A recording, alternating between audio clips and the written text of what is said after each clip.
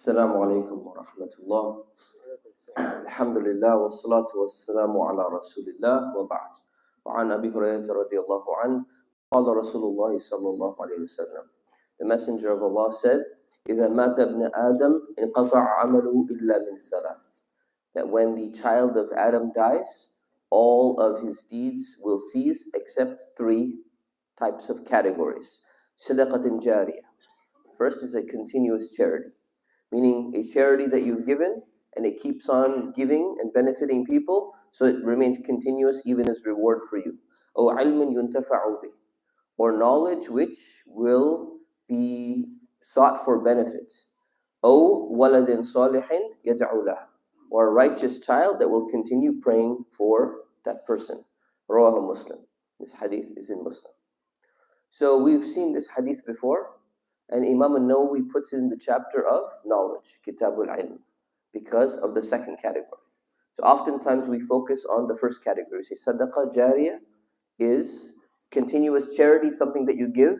If you build a well, instead of just giving water to somebody, you've not only given them, drink for one day, given them drink for generations, as long as that well lasts, or as long as that building that you build for them lasts, or as long as that hospital that you help, construct lasts.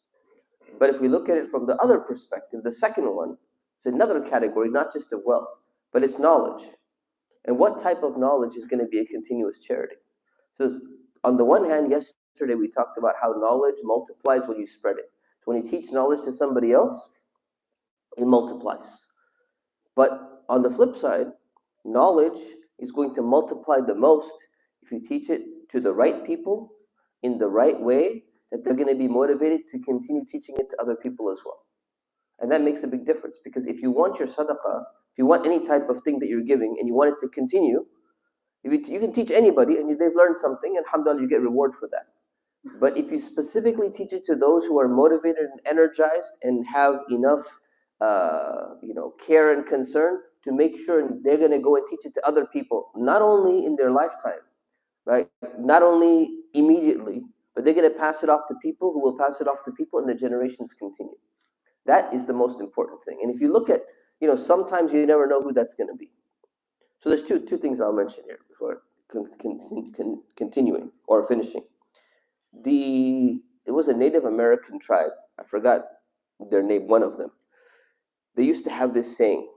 They said, we used to teach and do like tarbiyah of their children for a minimum of planning for 7 generations down the line. Why? Because they were exterminated. It was genocide that took place against them, the same way genocide is taking place against our Palestinian brothers and sisters. So they came up with this idea, and they said, anything we do in our tribe, in our village, in our little community, we're going to be thinking what's going to happen to the 7th generation down the line. Because you can sit there and say, I'm going to teach this kid right now, and then hopefully my grandchildren are going to be okay. What's going to happen in the future all the way down the line? So maybe it's slightly a level of hyperbole, but we should always be thinking about the future. The second is that sometimes you don't know who's going to pass on the knowledge. And if you look at the concept in fiqh of the madhabs, schools of thought, most people have heard that, there are 4 main schools of thought: Hanafi, Maliki, Shafi'i, Hanbali. But historically, there were many other mujtahids and many other schools of thought that existed, but they died out. We only got left with 4.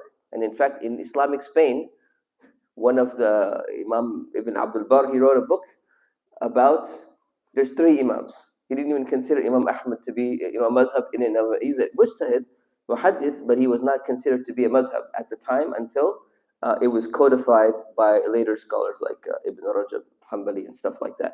So what caused them to die out? There was a famous statement by Imam al-Shafi'i. Imam al-Shafi'i, he studied with Imam Malik, but he also studied with a scholar from Egypt by the name of Layth ibn Sa'ad, who was a mujtahid, and he had his own madhab. And he said, I studied with both of them.